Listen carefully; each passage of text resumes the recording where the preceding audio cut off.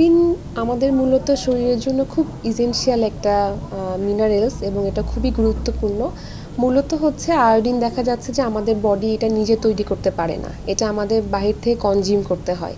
এবং মূলত আয়োডিনযুক্ত খাবারের মেইন সোর্স হচ্ছে আমরা যে লবণ খাচ্ছি, এখানে এই লবণটাকে আমরা আয়োডাইজড করে নেওয়া হচ্ছে। এবং এছাড়াও আমরা যে ডেইরি প্রোডাক্টগুলো খাই বা সামুদ্রিক যে মাছগুলো খাচ্ছি, এগুলো থেকেও কিন্তু আমরা আয়োডিনটা পেতে পারি আমাদের শরীরে।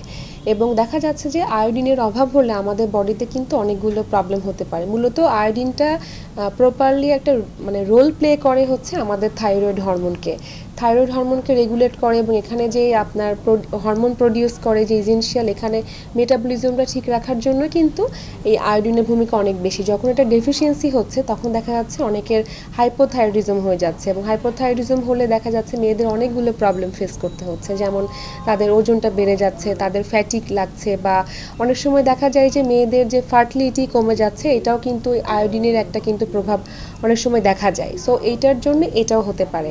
আর মূলত যে আমাদের যে বাচ্চাদের জন্য কিন্তু আয়োডিন খুবই গুরুত্বপূর্ণ। যারা প্রেগনেন্ট উমেন প্লাস যারা ছোট চাইল্ড বা ছোট বাচ্চা, তাদের জন্য কিন্তু ব্রেইন ডেভেলপমেন্টের জন্য আয়োডিন খুব গুরুত্বপূর্ণ ভূমিকা পালন করে।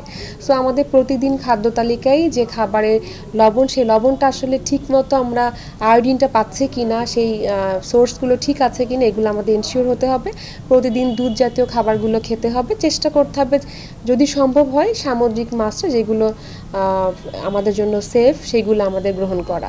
তাহলে দেখা যাবে যে আমরা প্রতিদিন আমাদের যতটুকু রিকোয়ারমেন্ট থাকবে ততটুকু আমাদের বডিতে কার্যকর হবে আর কি।